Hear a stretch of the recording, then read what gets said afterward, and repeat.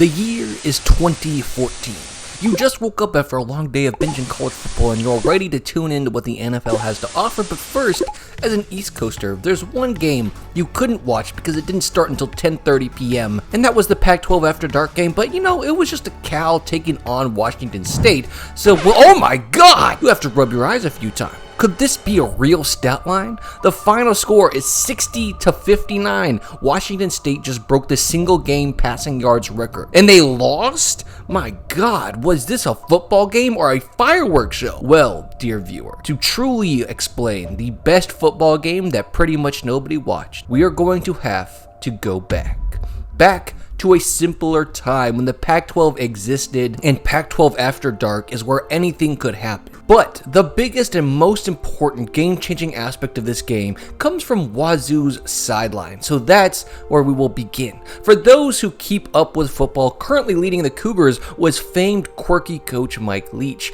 who had 2 years with the team leading up to this point. And in those 2 years, they hadn't done too much winning, but in the first year, they had beat their rival, the Huskies, so fans were willing to give him grace, and in year 2, he took the Cougs bowling, while his quarterback Connor Halliday was really starting to show that he could manage the offensive system that he had going on. You see, Leach doesn't run just any sort of offense, but was a pioneer in a style known as the air raid. I actually covered Mike's full journey as well as his offensive style, so if you want more background on that, the link is in the description. But this style pretty much shaped the Big 12 into the offensive all gas and no defensive break landscape that it was in the mid to late 2010s, thanks to the unstoppable arms race that Leach started that we'll actually get back around to later because there's a very neat little tie-in with this game specifically. But that arms race was being seen as Halliday was putting up some pretty unreasonable numbers for the record. I mean, for going 6-7, he was averaging 350 yards per game and threw for over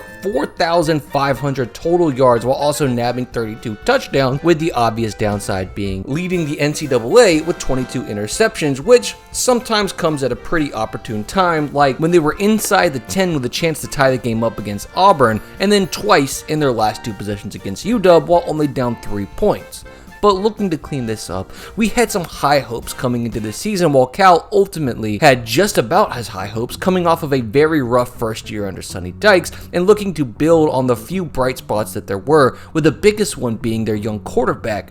Goff, who, like I said, despite having his fair share of struggles in his freshman campaign, played pretty well. So coming into the 2014 season, things were going to go at least somewhat according to plan for both teams. Cal opened showing their pure offensive prowess with a 31-24 win over Northwestern. They then smacked their FCS opponent Sac State before hinting at another theme of this video in their 49-45 loss to Arizona, requiring the Wildcats to recover an onside kick, Cal missing a last-second field goal, and then also an incredible 40-plus yard touchdown in the last seconds of the game to win. But people started to realize that if Cal wanted to win games, they were probably going to have to shoot pretty hot and have the ball last, because they have no problem scoring, especially as Goff threw for 380 yards and 3 touchdowns. And this was compounded as the very next week they would get a double overtime affair with Colorado as Goff threw for 7 touchdowns and 458 yards, which just barely beat out another 7 touchdown, 450 yard performance by Colorado, which, mind you,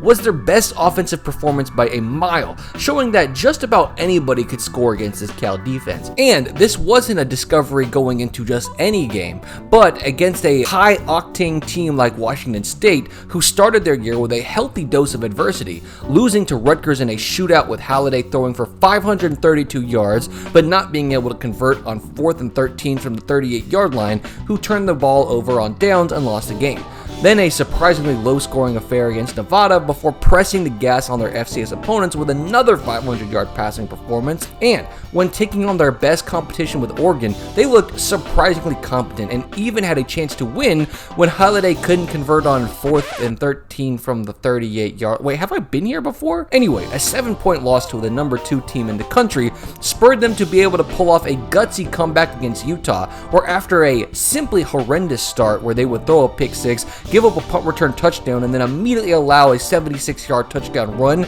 to develop a 21-point deficit in just 4 minutes of play, where Washington State was a team that possessed the ball for 3.5 of those minutes. That's aside the point. Through this, what we learned was that the Cougs could move the ball and move it consistently, as Halliday, through the first 5 games, had cleaned up a lot of his interceptions issues and was averaging over 400 yards per game with 2 500-plus yard games in the mix, and now was looking to take on easily the flimsiest defense so far. So with these two high-powered offenses ready to go head-to-head, I don't think anybody was ready for what was actually about to happen, which was a pretty underwhelming first quarter. It's key to note that these teams weren't actually insanely good, and both were going to finish their seasons going below 500. So if this was all you watched, it was a little sloppy, with the only points coming off Halliday finding some blown coverage in the seam for a one-play 90-yard touchdown, and eventually they scored the only other points on a short field goal drive. But the second quarter, things would really start to pick up steam a little bit. Cal and Wazoo would just exchange long scoring possessions that brought them to a 24-10 score right before the end of the half, where a field goal by Cal would close it out 24-13. Now this half was just remarkably tame, especially if you remember the final score. In fact, 3/4 of this game weren't anything special.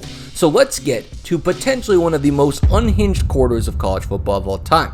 Cal gets the ball back, and in one pass, they go 55 yards to the 27, and on the second pass, they get the other 27 yards to get in. Now, the Cougs are forced to punt shortly after, so Goff, in 4 plays and 3 passes, would go 81 yards in 51 seconds, and the kickoff draws a penalty which starts the Cougs at the 5-yard line, which would normally be a problem, but once again, on a blown coverage, they find a man straight down the middle of the field to complete a 2-play and 95-yard touchdown drive to retake the lead. Looking to change the math on this game though, they go for the surprise onside kick and get the ball back, where 10 plays later they had a 2-score lead, which they held for exactly 13 seconds, which is the time it takes for a 100-yard kickoff to be returned by Cal to get back to a 1-score game. So the Cougars go, okay, whatever, we can work with this. They drive the ball 75 yards in 7 plays to regain that 2-score lead that lasted once again 13 seconds, which was all that it was required to run the ball 98 yards on the second kickoff return touchdown of this quarter. Well, this time in 7 plays, they once again score and take the 2-score lead before they finally give Jared Goff the ball, requiring them to just pooch kick it to not get another kickoff return touchdown before we finish this quarter with a Cal touchdown drive, where in a single quarter of play, there was a total of 56 points scored and 63 points in the first 16 minutes of this half. From here, both teams would try to kick it down a gear, realizing that they now wanted to be the last one holding the ball, but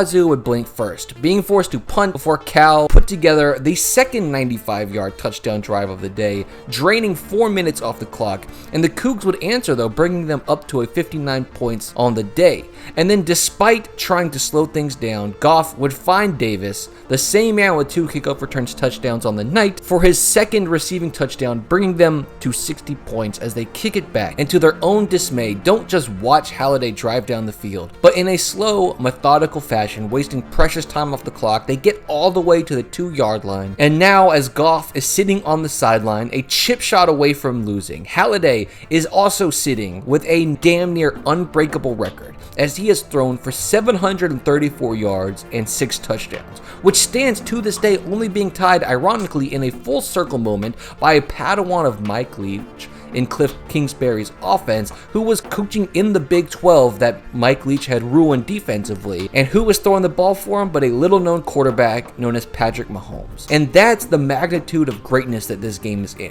But in the final meaningful play, the ball comes back, it's a bad snap, the holder misses his spot, and one of the craziest offensive games comes to a wild, wild end.